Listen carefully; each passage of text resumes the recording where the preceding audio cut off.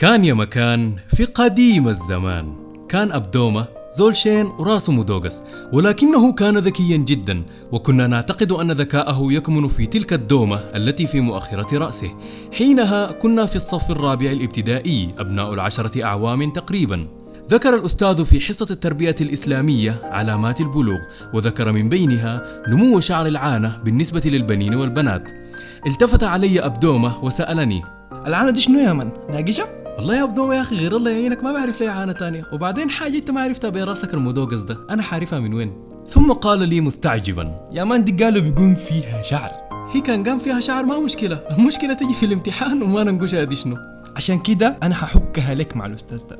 ورفع أبدومة يده سائلا الأستاذ: ما هي العانة؟ وأجاب الأستاذ بعد سل روح وكبكبة، وما أظن عشان الفصل كان مختلط وإنما لضعف فيه: هي منطقة في جسم الإنسان. وخرجنا من الفصل بعد أن قال لنا الأستاذ: سنواصل درسنا غدا.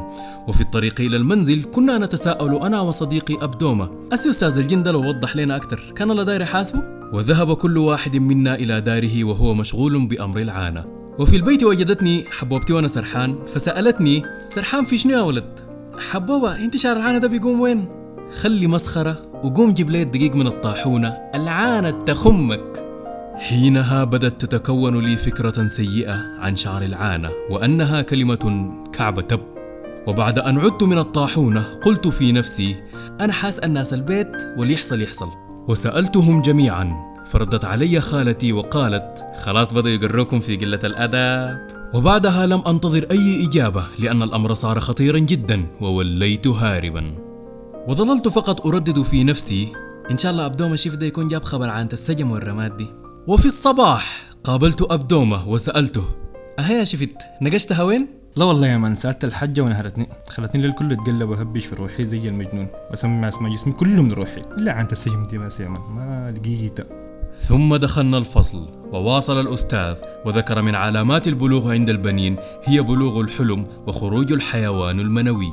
فنطط أبدومة عينه وعين لي وهو مخلوع وقال لي: ده شنو جانا ده يا من؟ نحن عرفنا العانة عشان نجينا الحيوان ده. طبعا انت ذاتك يا فرا ما ناقش الحاجة دي، قاعد لي كده زي الجك في الفضية. سأل أبدومة الأستاذ، ثم لا إجابة من الأستاذ كالعادة. وجلس أبدومة حزينا لا إجابة لأسئلته. فقلت له: يا أبدومة ولا يهمك، أنا جاتني فكرة نعرف بها الحيوان المنوي ده شنو، بس خليها لها بعدين. أقرأ هنا يا أبدومة مكتوب شنو.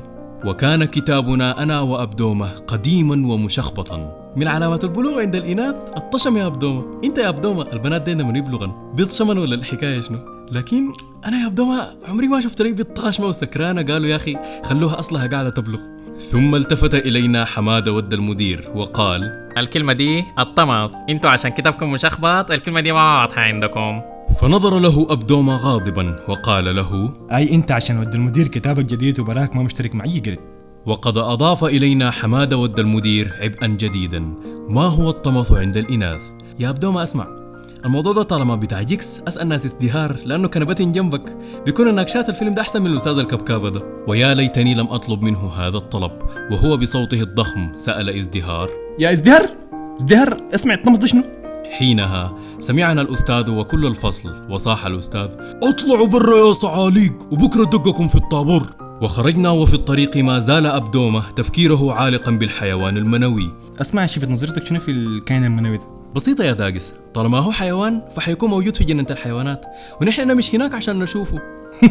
الله يا من أول مرة تفكر صح. ثم سألني بشيء من الحيرة: لكن يا فرد هو حيوان عادل كده بأربع كرعين وبقرون وضرب؟ والله يا أبدومة يا أخي ده على حسب كلام الأستاذ لما أنت سألته. مش قال لك حيوان يخرج من الرجل وما زاد عليها ولا كلمة تاني؟ وكلمة حيوان دي معروفة شنو يا وهم يا ما ناقش حاجة. يلا شفت يخرج دي أنا ذاتي ما فاهمها كله حيخرج مننا حيوان قدر ده كيف يعني؟ فأجبته بكل ثقة: احتمال الراجل بعد يكبر بيحمل زي النسوان. انت مش النسوان ده اللي بيحملن بس لما يكبرن؟ والله. خلاص يمكن برضو ده بينطبق على الرجال. ثم قال لي وقد ملأته كل هموم الدنيا: والله يا مان أنا الحمل والولادة ديل ما بقدر عليهن ولا أي حاجة. والله يا أبدومة يا أخي عين، أنا الحمل والولادة ديل بقدر عليهن إلا الوحم ده الشيء الوحيد اللي ما بقدر عليهم. حينها وصلنا جنينة الحيوانات، وبدأنا بالسلام على الغفير. ازيك يا عم الغفير؟ أهلا يا أولادي. والله يا عم الغفير يا أخي نحن عاوزين ندخل جنينة الحيوانات دي وما عندنا قروش، فرد علينا بكرم حاتمي: مالو يا أولادي، أدخل لكن تجوا راجعين سريع بس. شكرا يا عم الغفير، والله نحن بس داخلين شفت نشوف الحيوان المنوي ده ونطلع طوال. وحينها انهال علينا الغفير ضربا بعصاته وصاح فينا: أمشوا يا أولاد يا قليل الأدب. بعدها قررنا أنا وصديقي أبدومة أن لا نسأل أحدا في البيت خوفا من الضرب كما فعل بنا الغفير.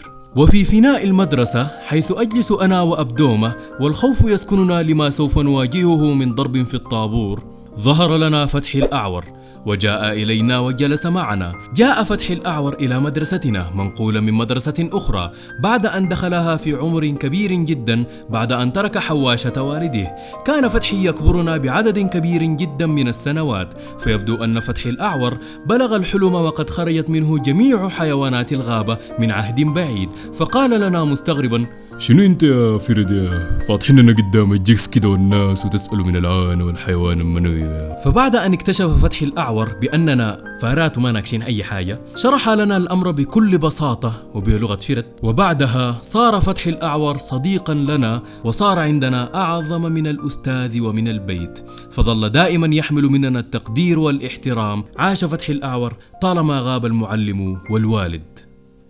بشكركم كثير على المتابعة، اشتركوا على قناتنا على اليوتيوب وما تنسوا تضغطوا على زر الجرس عشان الجديد يوصلكم طازة من الفرن أول بأول. أشوفكم في الفيديوهات الجاية، السلام عليكم. دايم دوز دو أنه خير من بني البشر، مادته أقوى وأخطر من طين البشر.